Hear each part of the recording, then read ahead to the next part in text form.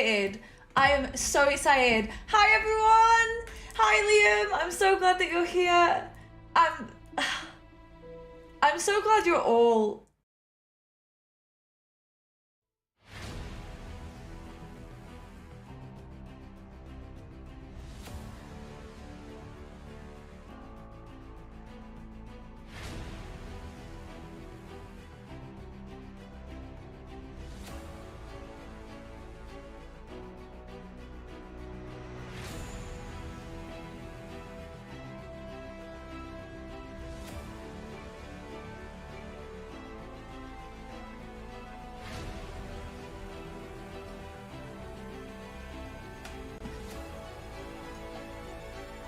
Oh. I think it's working now.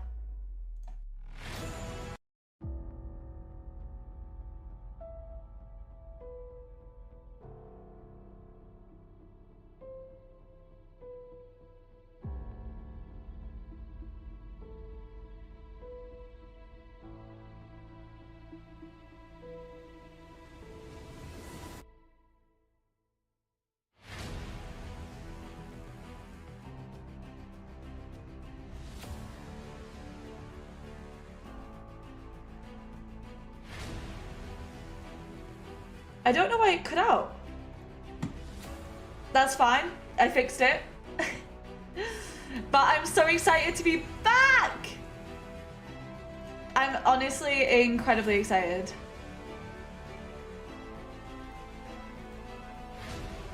I hope you all are too. 'Cause we're coming back.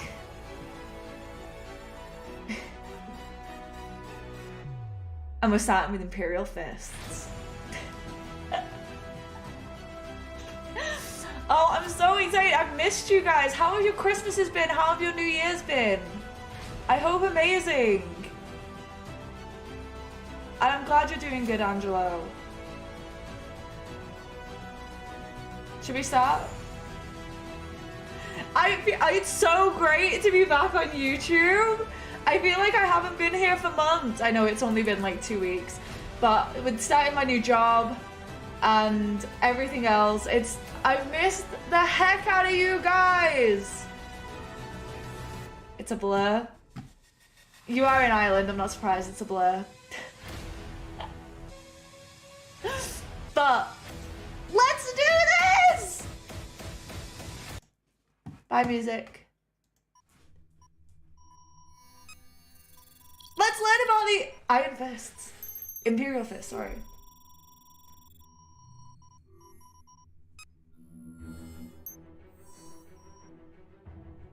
I love Templin Institute. Every battle brother within the Adeptus Astartes has been transformed into something more than human. Implanted with an ancient gene seed, they become stronger, faster, beyond the touch of plague or any natural disease. They can suffer wounds that might shred a normal man to pieces, only to rise and fight once more. Clad in ancient power armor and wielding the most effective weapons known to man, there are few beings in the galaxy who can endure the wrath of but a single space marine. It was inevitable then, that when entire armies were mobilized from such warriors, they became the most impressive and renowned forces in the galaxy. Of the 20 original Space Marine legions raised by the Emperor of Mankind, all have become famous or infamous in their own right.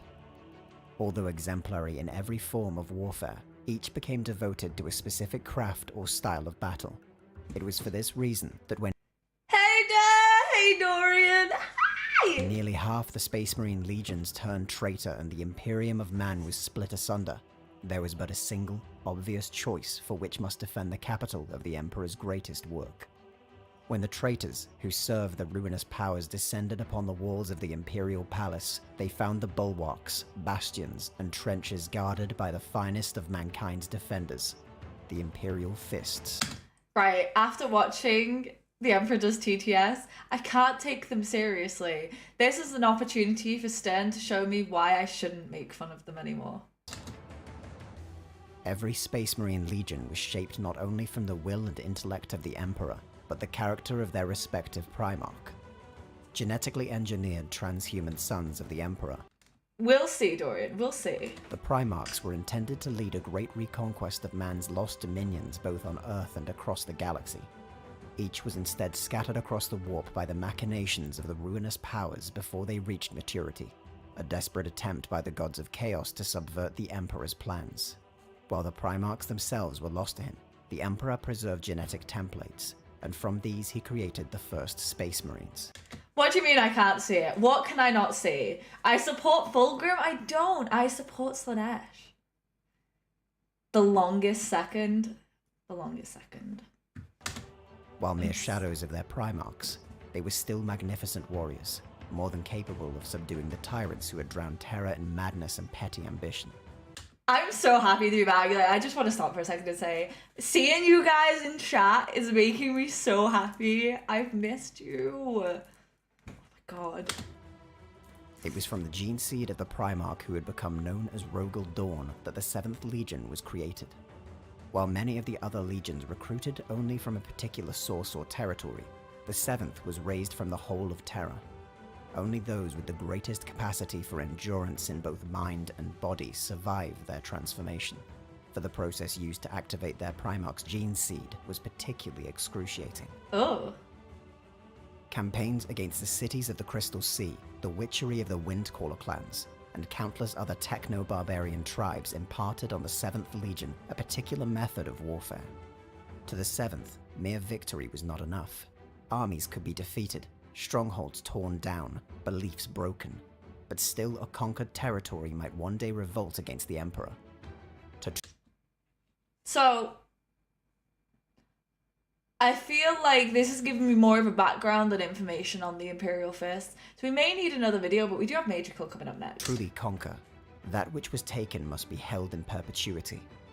In the wake of the 7th Legion's advance, first on Earth and later across a multitude of worlds, there arose mighty fortresses and new dominions.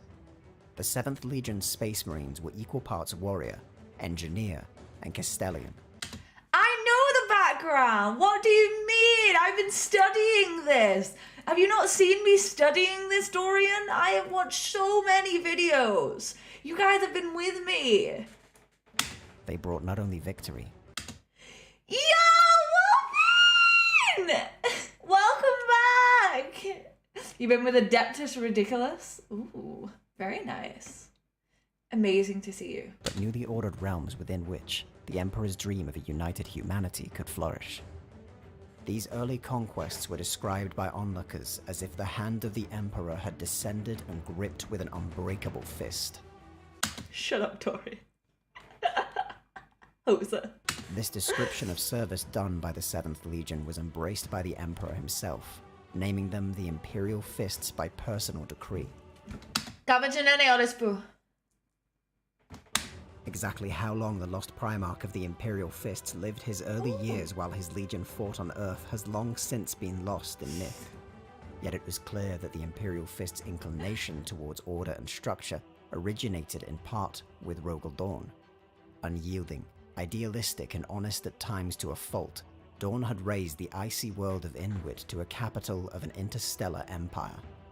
When the Emperor's great crusade to reconquer the galaxy first reached Dawn's adoptive home, the Primarch reunited with his father at the helm of an enormous starship known as the Phalanx. Immediately recognizing his father, Rogel Dawn knelt in fealty, bestowing to the Emperor not only his loyalty, but vassalage of the star-spanning society he had established. In turn, the Primarch was gifted the Legion created with his own genetic material, and the Phalanx transformed into the mobile fortress monastery of the 7th Space Marine Legion. Within the Great Crusade, the Imperial Fists achieved innumerable triumphs. Rogel Dawn, in particular, was said to possess the finest military mind of any of his brother Primarchs. And yet he wasn't given any position of power because he's a dog. Ordered and disciplined, yet inclined to flashes of zeal and inspiration. The 7th Legion became the masters of siegecraft, whether on the attack or defense.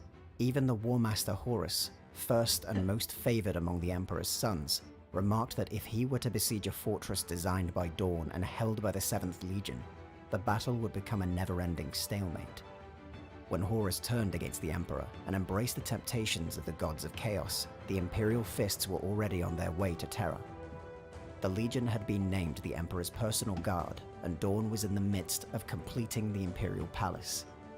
His designs would be put to the ultimate test as the traitor legions descended upon the solar system, intent on destroying the Emperor and the Imperium along with it. R.I.P. Ferrus Manus, the Gorgon. R.I.P. him in all hail the God Emperor Henry Cavill. Okay, let's be honest. Who is excited about a potential Warhammer TV show? Put a 1 in chat if you're excited. If you're not, tell me why. Rogel had a fur blanket that belonged to his adopted human grandfather, and he died. Aww. That's cute. At least he had some loyalty to his adopted parents. Most of them seem to have just found the Emperor and gone, bye fam, real dad. Mira, hey! How we doing? I'm also excited. The Imperial Fists conducted a masterful defense against impossible odds, making the traitors pay for every inch taken from the outer perimeter of the Pluto defense sphere, to the Forges of Mars, and eventually to the holy ground of Terra itself. Well, Lion's apparently coming back. Did y'all hear? Well, I know some of you did, and some of you know who told me. But yeah, apparently Lion's going to be the next Primarch to return. Together with their loyalist brothers in the Blood Angels and White Scar Legions, the Imperial Fists put up a fanatical defense within the palace. But with the collapse of the capital's still unfinished defenses seemingly inevitable, Dawn and several companies of his finest warriors joined the Emperor in a counterattack on Horus' flagship.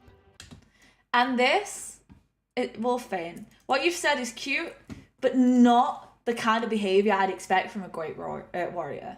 That sounds very nerdish. The Vengeful Spirit. The final confrontation between the Emperor and his fallen son echoed into eternity and sent shockwaves across the warp. It fell to Dawn to discover the body of his fallen Emperor and the corpse of his brother Primarch, Sanguinius. With Horus dead... Poor Sanguinius. Nerd about siege! Building! The traitors scattered, and the Emperor's shattered body entombed within the Golden Throne. Rogel Dawn sought vengeance across all the fallen worlds of the galaxy. The Imperial Fists hunted down the remnants of the traitor legions. It's true, a group of crows is called a murder. Part of a merciless campaign known as the Great Scouring. Seeking to atone for their failure to protect the Emperor, the Legion besieged a chaos stronghold known as the Iron Cage. This was a hateful construct of endless fortresses and trenches defended by the Iron Warriors, a traitor legion that had always claimed to be the Seventh's equal in the art of siegecraft. Only through the intervention of the Ultramarines were the Imperial Fists spared a war of attrition that would have ruined them. When he returned to Terra, Dawn was furious to discover that his legion was to be split into smaller formations, part of a new Imperial reformation known as the Codex Astartes. Yo, Dan! Hi! How have you been? How was your Christmas? That's what I said, nerds. But Stern said I should give him a chance, so I'm giving them a chance. With the spectre of another great rebellion looming over the shattered Imperium, many thought the Space Marine legions too powerful. They were to be broken down into chapters of no more than 1,000 warriors, a move supported by many of the surviving loyal Primarchs. But isn't that the opposite of what the Emp... Right, hear me out. Didn't the Emp not want them separated? Because then it would... Go home to your demon dick, lady. Yeah, I will. I'm fine with that. Depends on the iron and the fist. But didn't the Emp not want them separated? He thought that it was better to stay together. Hey guys, we got the Iron Losers over here!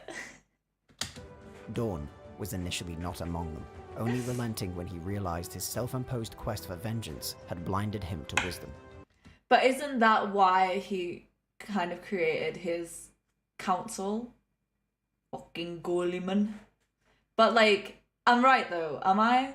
Do I have... Right, it's been a while since we got into the lore. So am I correct that the Emp didn't want the separation? I know that it was ordered by Gilliman, but he said that it would create division amongst the men. Yeah? I'm so fucking smart. Give me a cookie. From the Imperial Fists, the 7th Space Marine Legion, there arose the Black Templars, Iron Knights, Crimson Fists, Hammers of Dawn, and dozens of other successor chapters. Rogel Dawn, now master of the Imperial Fist chapter, embraced all aspects of the Codex Astartes, retraining his battle brothers to its every dictate. It was in the First Black Crusade of Abaddon the Despoiler that the Imperial Fists lost their Primarch. In a fate that echoed that of his father, Rogel Dawn was last seen aboard a traitor battleship, leading a desperate attack on its command deck. All that was recovered of his body was a single fist, returned to the phalanx where it still remains. The Hand of Dawn has been the chapter's holiest icon, a reminder of the sacrifice and commitment necessary for the Imperium to endure. So what would happen if someone stole the hand? Just hear me out. What would happen if someone stole it? For 10,000 years, the Imperial Fists have been the Imperium's most stalwart defenders. Entirely fleet-based, they have eschewed a traditional chapter homeworld in favor of the Phalanx. It is from here that the chapter master and his command staff oversee the 10 companies and the auxiliary and support units that currently comprise the Imperial Fists. Okay. I mean, Gilliman had a fair point. If in that one man shouldn't wield that much power, the smallest legion was around 80,000, while the Ultramarines were the largest at 250,000. Sounds like the smallest one needs to recruit more, and that's why. But also, yeah, like how much damage could they really do? Additional formations include the Imperial Fist Space Fleet, which can muster numerous strike cruisers, battle barges, and star forts. We should steal the Fist. During the Great Crusade and Horus Heresy, the fleet of the 7th Legion was amongst the largest in the Imperium, and the lineage of that great armada can still be felt. While always on the move, the chapter maintains a network of fortress chapels on a variety of planets across the Imperium. These are typically garrisoned by veterans wounded so grievously that they are no longer able to fight at their full effectiveness. It is from these bastions that the chapter seeks out potential initiates, holding tournaments or even instigating conflicts among the local population to determine who might be worthy. That's fucking rude. Imagine being like, yo, did you hear what that guy said about you? He called you a bitch. And then, like, they just fight to the death. He wins. He goes, congratulations, you're now an Imperial Fist. Like, excuse me? And yes, Lamentus is on the list, Dorian. What, the Ministerium doesn't know him? This guy gets it. This guy gets it. Rogel Dawn famously said that he wanted recruits, not vassals. And so, these fortress chapels exert no political right over the worlds they occupy, nor make any demands of its people. Like most chapters, the Imperial Fists embrace combined arms in flexible, balanced battle groups, each capable of matching a variety of threats. While they do not purposely seek out any specific battleground over any other, Thank you. If you could write that in the comments afterwards so I can get that one, or if you can link it in the comments, that'd be great. Thank you, Liam. Chapter is uniquely suited to the art of the siege. They are utterly immovable in the defense and able to pinpoint weaknesses and apply relentless pressure when on the attack. This single-mindedness has on many occasions, however, led to far greater casualties, with the Imperial Fist suffering losses other chapters would never accept. Exactly. Exactly. You don't need a lot of men, you need a lot of good men. That's a fair point. That's a fair point. I love that picture. Let me go back and look at that. The Apothecary shooting the Marine in the face with a MajorKill gun. Love that. Love that. It is a good picture. I'll give you that. But no, this is exactly the point. Just because there's more of them doesn't mean they're good. Has nearly driven the chapter to extinction, most notably during the War of the Beast. In many ways, the entire chapter is still driven by the memory of their defense of the Imperial Palace during the Siege of Terra.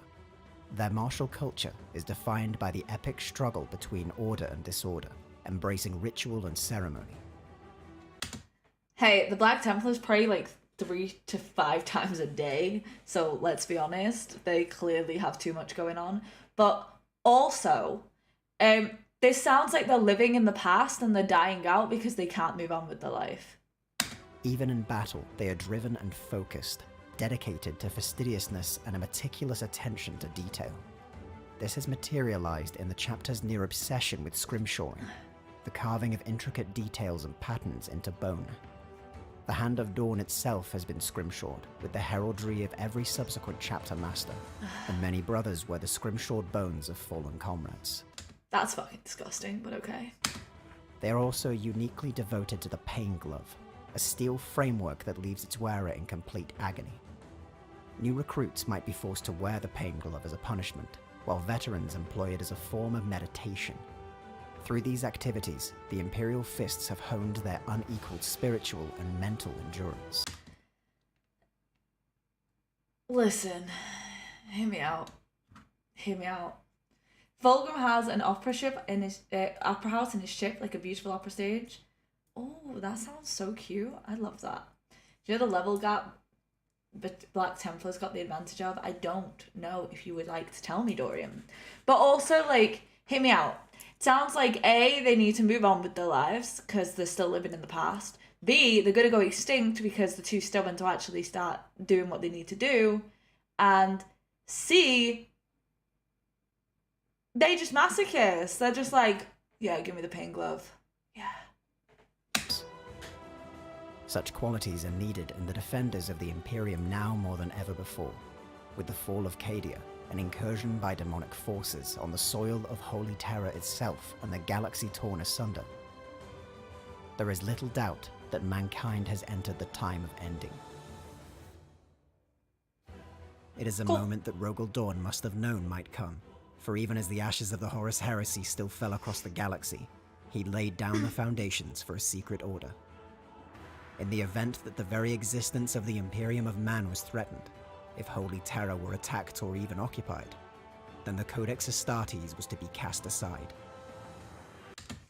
Codex Astartes says only 1,000 Astartes for each chapter if they ain't crusading. The Templars were like, well, we're gonna go on an eternal crusade. That's pretty sick, to be fair. Well, here's the thing, the Imperial Fists are just stubborn assholes. I mean, look at the Father's, and we're stubborn as a lot, and they're literally sticking their hands in magic Pain Glove. Yeah. By the command of their long-vanished Primarch, the successor chapters of the Imperial Fists would reunite, and the 7th Legion reformed. In doing so, they would bring the might of an entire Space Marine Legion unseen for millennia against any who might imperil mankind's dominance over the galaxy. Rogue was literally about to shoot a Space Marine because he was snitching that Horus was chaos. So he's dumb. He dumb. And somehow still a nerd. The last wall, as this command is known, has only been activated once before, and the time may finally be right for the order to be given once again. You can't prove there's more than 1,000 if you can't count them. The Templin Institute investigates the nation's... Are we ready? For the next one. We're going over to my boy MajorKill. But Horus was a Chaos boy. I'm not saying he was wrong to be, but he was. Like... Alright, we ready for an Australian to tell us what's what?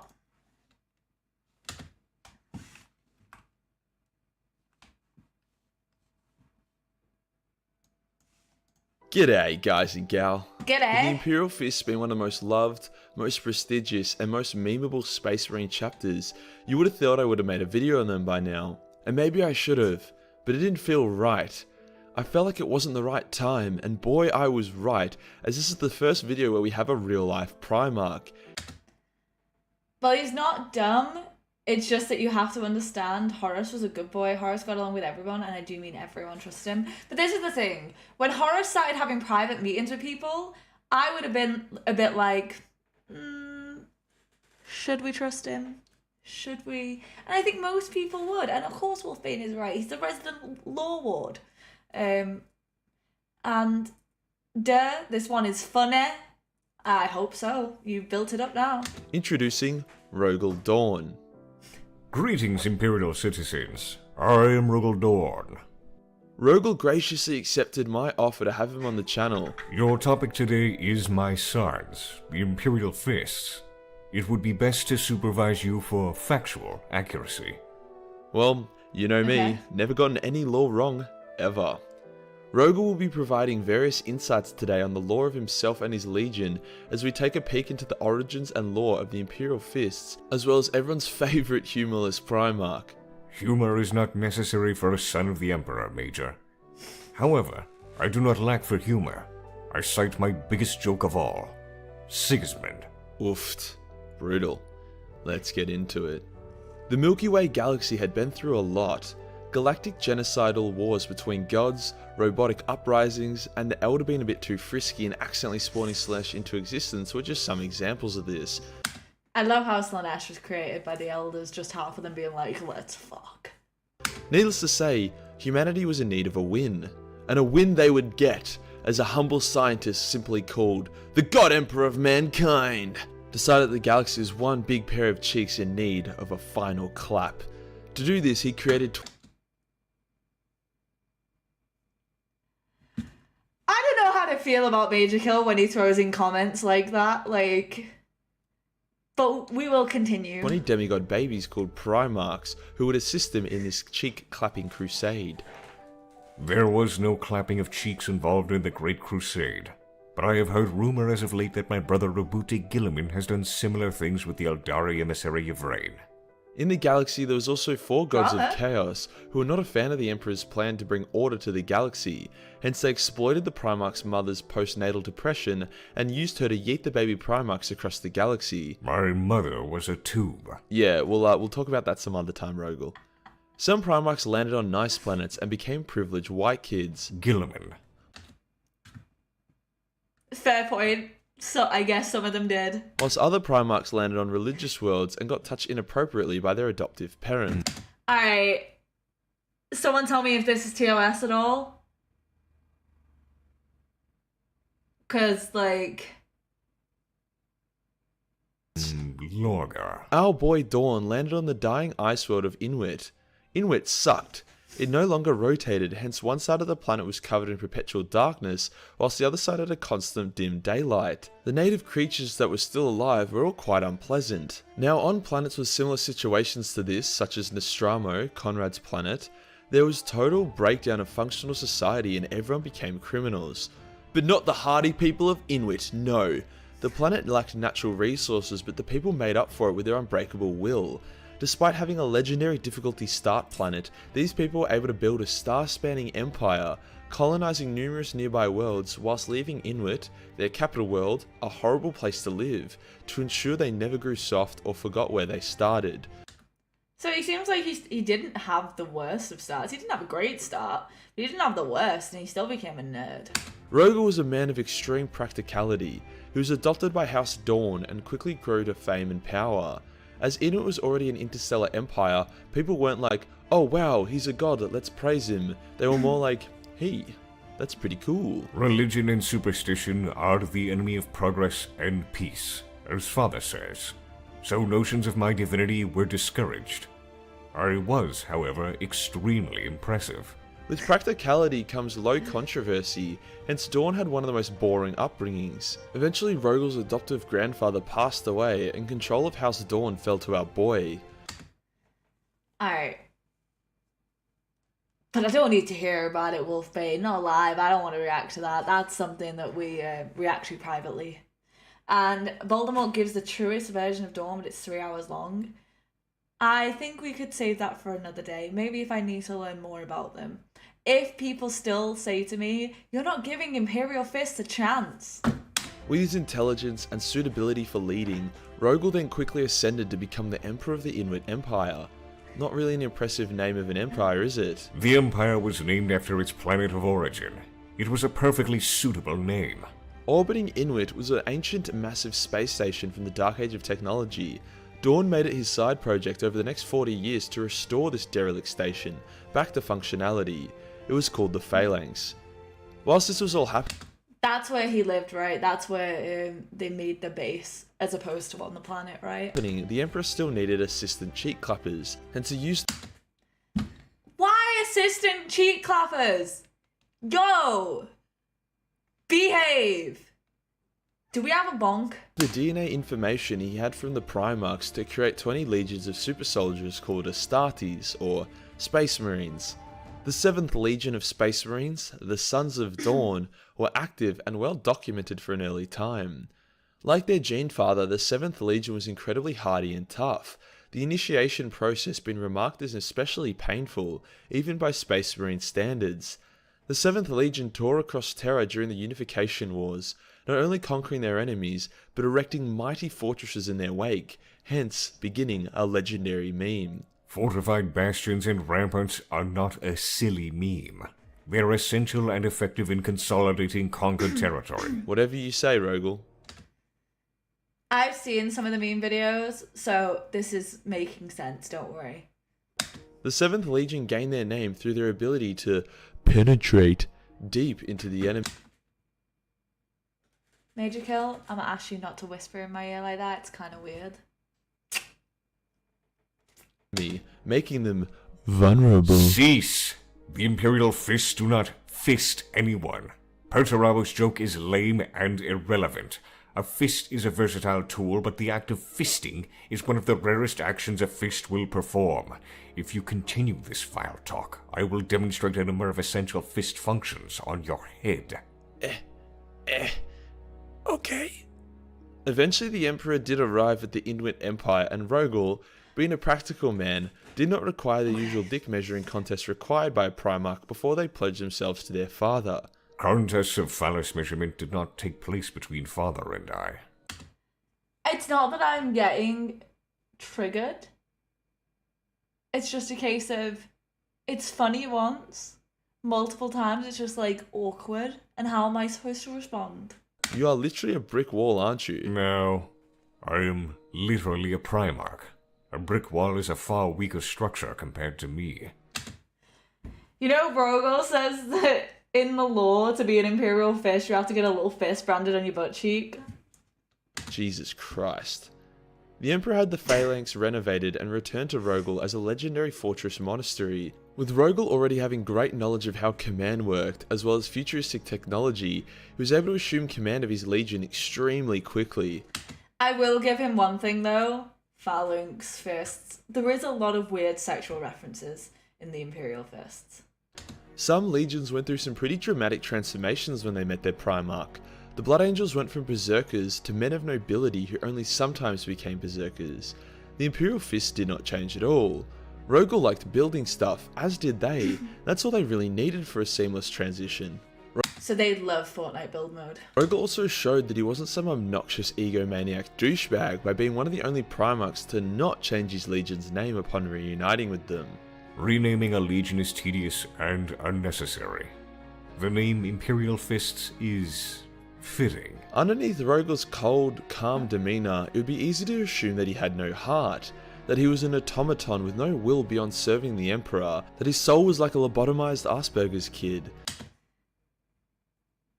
Okay, I don't need him to bring up autism. That one does touch a nerve. There was a time when MajorKill was pretty much the only decent lore source, so I got desensitized to it. That's fair. That's fair.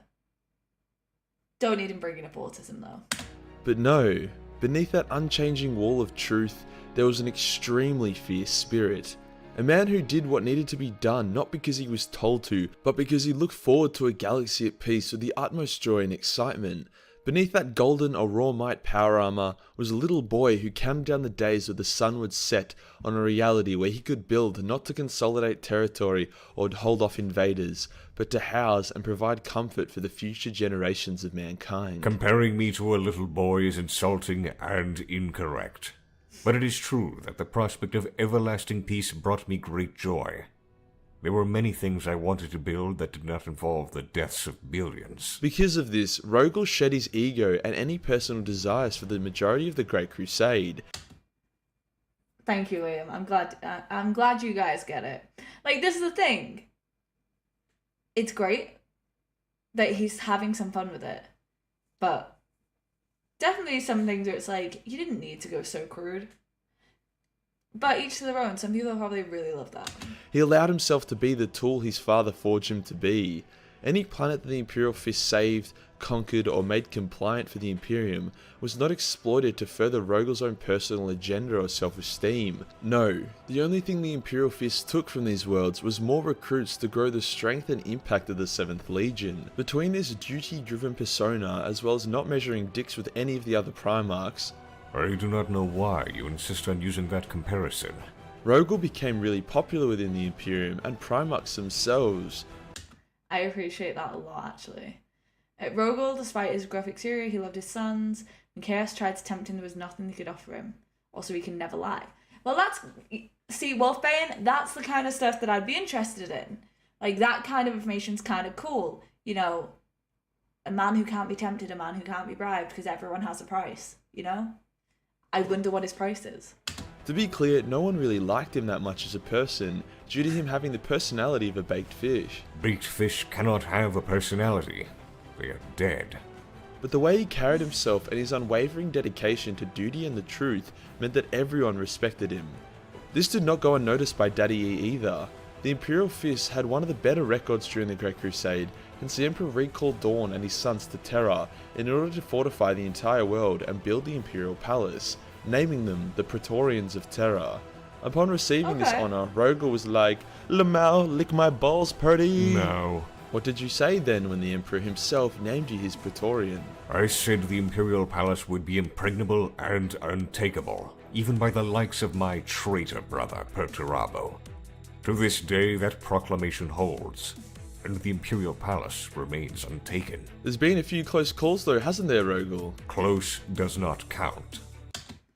Vulcan hugged Dawn once, came back to Terra, and Rogel hugged him back. Aww. That's cute. My statement remains. Obviously Perthy wasn't super stoked about this. Rogel was given all this honor, praise, and the task of building Terra, whilst Perthy, a man who wanted to create, was continually ordered to destroy. He fell into a rage-induced rant that was so insane that even his own sons were like, WTF bro. The Great Crusade climaxed during the all-in-all Stop whispering in my ear, bro! Crusade. Please, Stop what? speaking deeply into the microphone. It makes me Okay, uncomfortable. fine. I'll stop going. Thank you, Dawn! Okay, I like Dawn a little bit more. Speaking deeply into the microphone. It makes me Okay, uncomfortable. fine. I'll stop going deep.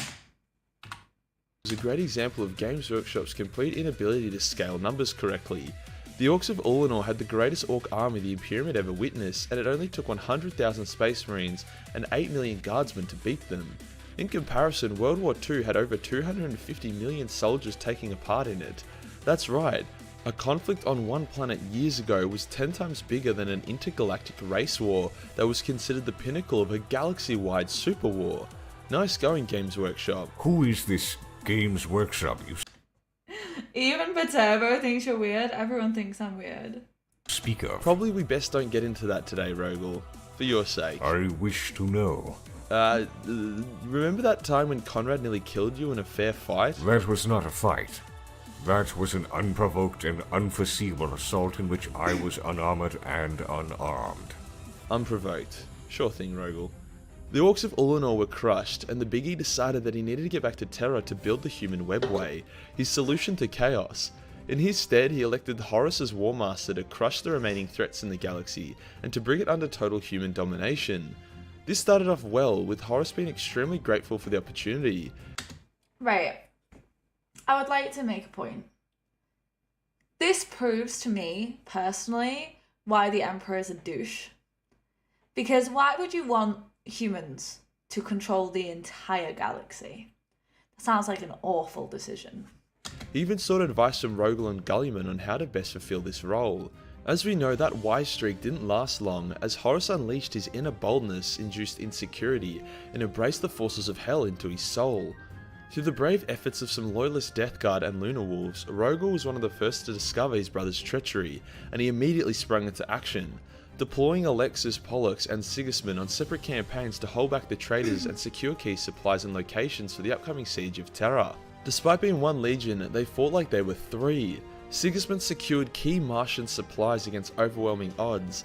Alexius Pollux devastated the Iron Warriors' fleet and nearly killed Perturabo, and Rogel fought off the Alpha Legion and brutally killed Alfarius in some hectic Mortal Kombat style fatality.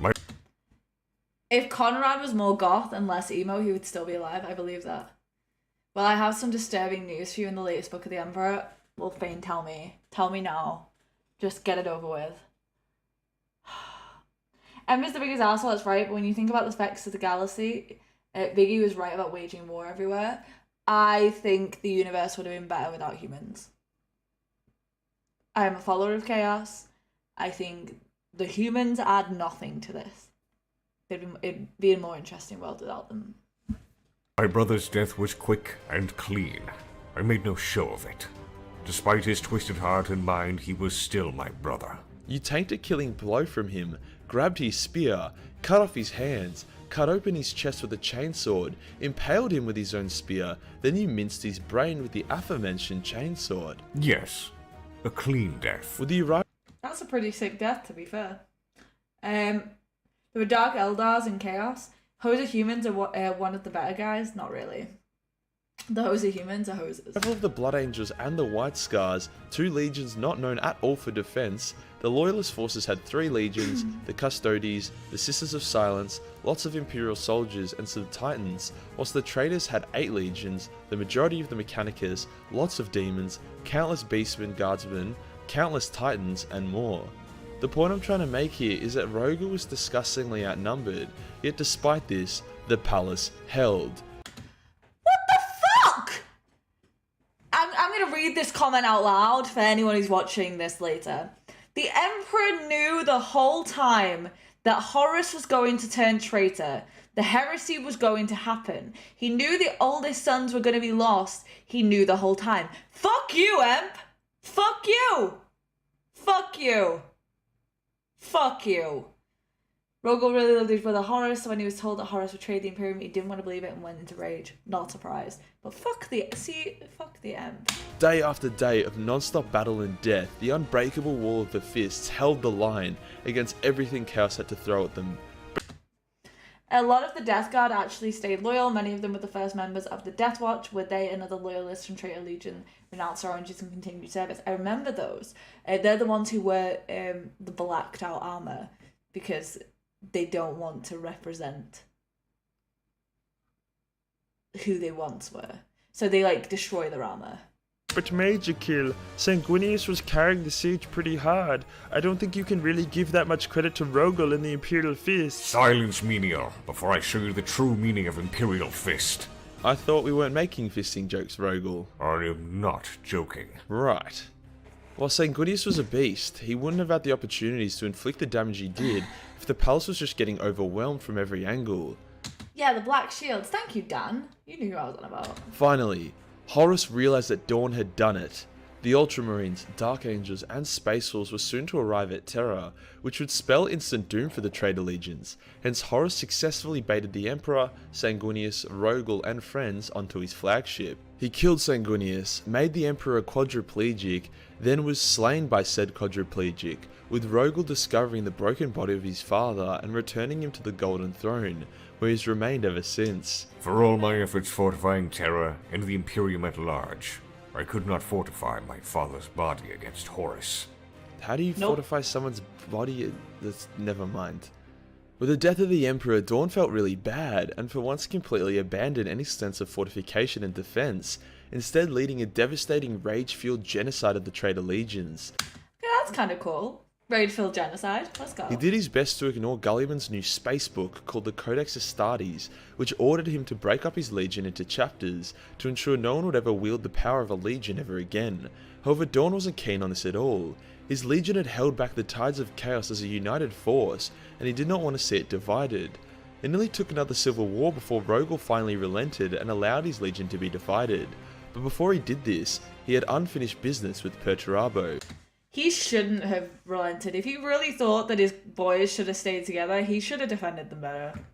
See, Dawn was all about pain and discipline, and he believed that before his legion could divide, they needed one final test. And this brings us to Dawn's greatest folly, the Iron Cage. Wait, what? We will not speak of that occasion. Dawn, it's okay, man. We don't hold it against you. I know, right? He knew the whole time why he didn't tell the Sons about Chaos, and that's why he put Magnus down. Ugh.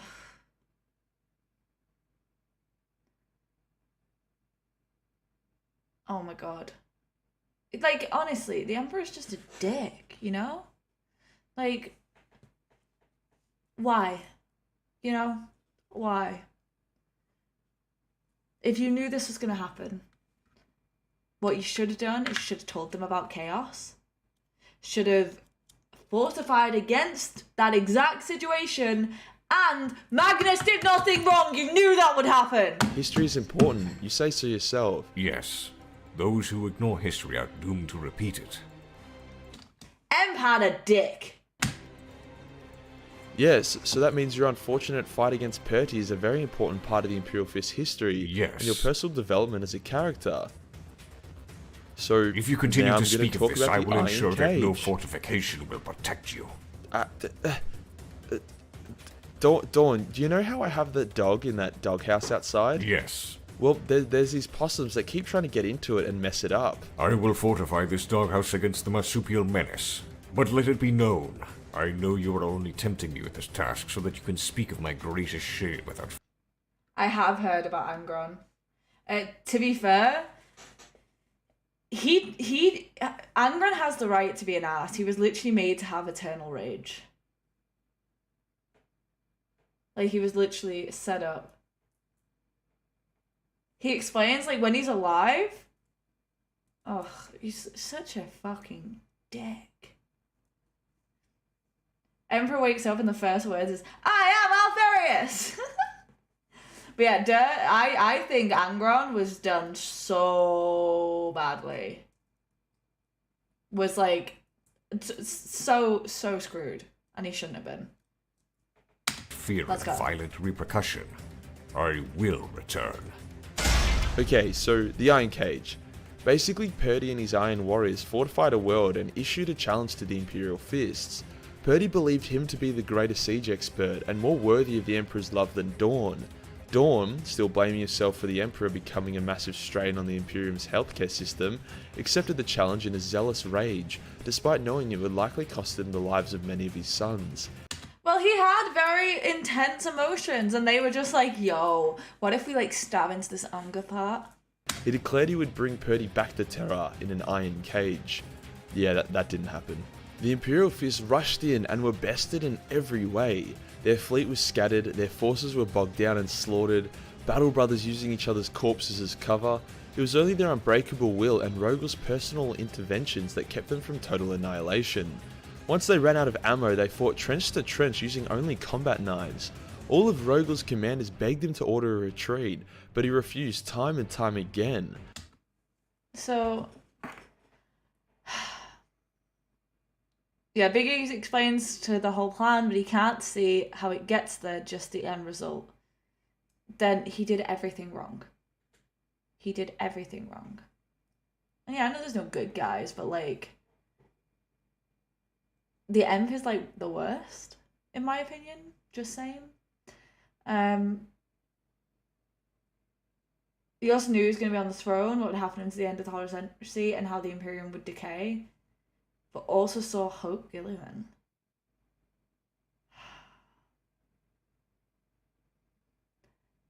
If he knew he was going to be on that throne, you know what he should have done? Not let his best mate sit on it. He also saw that his sons would return and fix the Imperium, and he also saw that he would defeat Chaos Pet. You best fucking not! No. I'm not happy with the last part of that plan.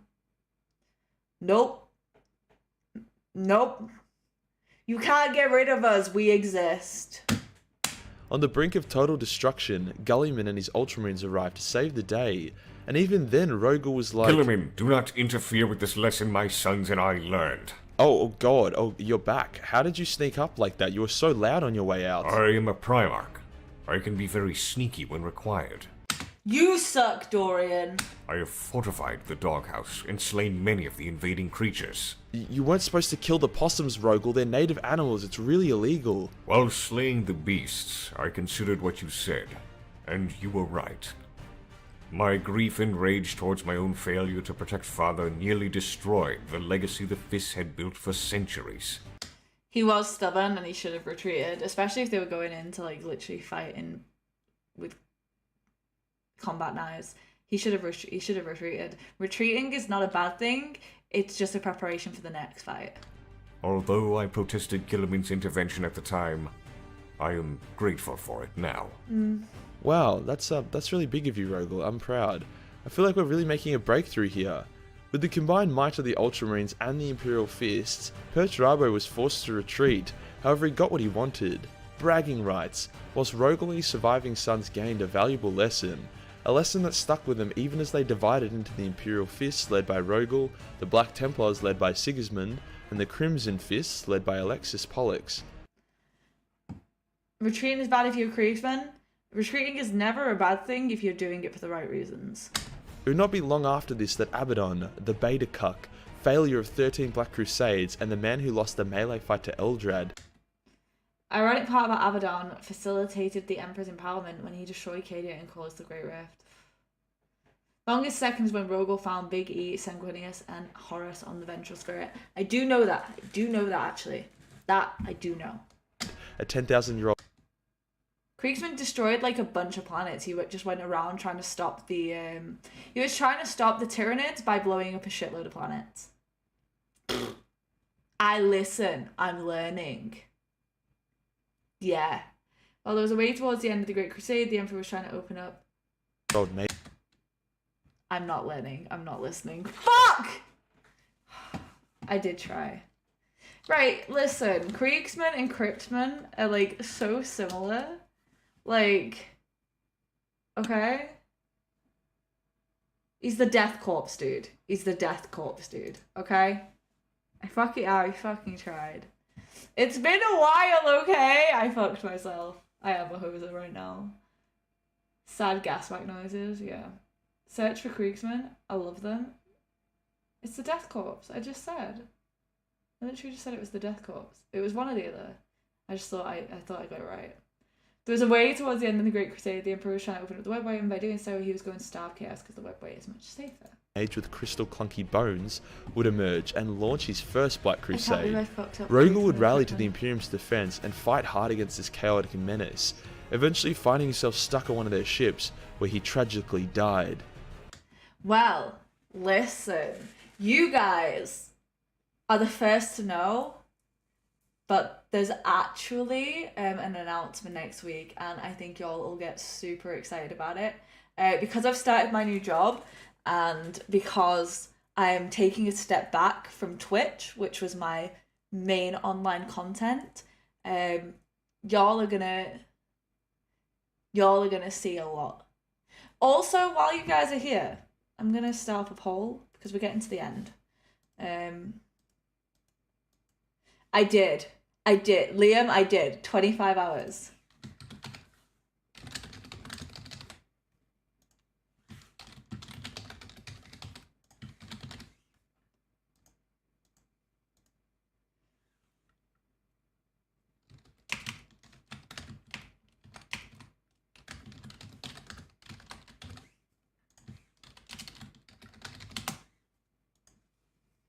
Okay, a poll has just gone out. Vote in it.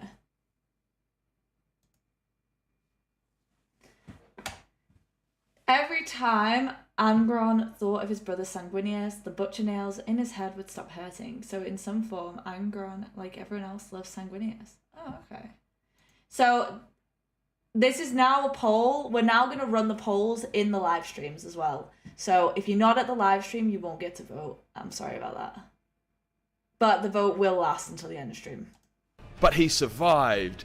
Clearly, as we can see, despite all canon records pointing towards you still being dead. Cannons did not enter into my disappearance. Do not believe everything you read. Dan, I have some bad news. I will be doing Space Marine creation, but you'll have to wait for next week for the announcement for me to tell you anymore. But I didn't forget about it. I didn't. Okay? Got you. With the vanishing of Rogel, death of Sigismund at the hand of Abaddon, and then the death of Alexis to some Xenos, not that Alexis was really that exciting or notable, the Imperial fists haven't exactly been front and center in recent times. Sure, there was the War of the Beast, which, while weird, is actually canon and nearly resulted in the complete extermination of the Imperial fists, like they needed to gain access to their last reserves of gene seed to make a comeback. And then there was the Age of Apostasy. The Imperial Fists were one of the Space Marine forces that assaulted George Van Dyer, who was very corrupt and problematic for the Imperium, as you can tell by his extremely evil-sounding name. After that, they fought anyone and everyone, as did all the other Space Marine chapters. The Fists did not stray far from terror though, allowing their weaponized autism, the Black Templin. Alright, you don't need to say weaponized autism, bro. Well, I'm telling you about the spoiler for saying the Emperor can see the future, the bits and pieces. Not 100% saw everything that was going to happen. Yeah, but you said that he saw chaos being destroyed, and I'm not down with that. To do the crusading for them. It wouldn't be until Abaddon's 13th Black Crusade that our boys truly rejoined the fray. As Abaddon sieged Cadia, the Phalanx, still in commission despite all the shiz that had... Welcome back, Carlos! And yes, the Demon Kaluba have been on the list for a while because someone told me they were horrifying. They have been on the list for a while. It happened, rushed to its defense. Apparently 10,000 years isn't enough time to get over things and move on, as the Iron Warriors then counterattacked the Phalanx and boarded it, nearly capturing it until the Legion of the Damned rocked up and kicked ass like they always do in times when great levels of cheese is needed. The Phalanx destroyed Abaddon's Blackstone fortress, however its corpse was used as a makeshift meteor on the planet Cadia. Well, we've got to learn about everything. Nice to see you back to the stream. Hey, Mr. J. Yo, Thanks to the Andre! follow. Thank you for subscribing. Love you. I appreciate that. I am Mr. J. very excited. Thanks to the follow. Starting my new job definitely brought things a bit slower. I couldn't do the live streams for the last 2 weeks, but like I said, next week we've got a big announcement. So much is going to be changing. I'm taking a step back from Twitch. Y'all are going to get a lot more content, but maybe differently to how you expect. Destroying it. All the Phalanx could do at this point was withdraw some survivors, whilst various other Imperial fists join the crusade to Ultramar, where they bear witness to the resurrection of Gulliman. My brother has returned? Where did you hear of this? For the sake of all of our brains, Rogel, just ignore everything I've said or will say past me talking about your alleged death. With the coming of the Indomitus Crusade, as well as the Primaris, you betcha us that our boys in yellow were some of the first to receive these taller reinforcements. Did they really have to go with the banana colour scheme though? Does anyone else think that was a mistake? It's actually about time that a new story was shined upon the Imperial Fists. These days it seems like the Black Templars are the new poster boys of Dawn, whilst the OG Fists just fly around in the Phalanx fortifying everything. And that does us for today, guys. The lore and story of the Imperial Fists. Obviously there's hours upon hours of lore for these guys, especially since they're such a popular founding chapter. So that was Madon. Marogel Dawn. Ask anyone who paints yellow, they hate it. I'm so sorry. They are the banana groups. So it looks like Lamentus wins. Next time I'll have the poll running through the entire stream. I just forgot to set that up today. So you will only get to vote for the next stream if you're in the stream. Sorry. I know that's unfair, but you know, the people that are here are the people that will be here next week. So it sounds fair that you guys get to pick. I do have a big announcement next week. Please do stick around for that. It'll be at the end of the stream. It's pretty big. I think a lot of you will love it. I think some of you might hate it. And it could make or break the channel. So let's do this. Next week is Lamenters, who are also yellow. But thank you all for coming back. It's been really great to see you all again. Thank you. I appreciate every single one of you. You make this channel so much fun, and this is actually one of my favourite channels to come live on because y'all are so great. So thank you for being here. And I am proud of you for getting through today. Even more proud of you for getting through tomorrow. Advidasan, arrivederci, gudashudas, alawego. Peace! See you on Sunday for the announcement and Lamenters. Bye!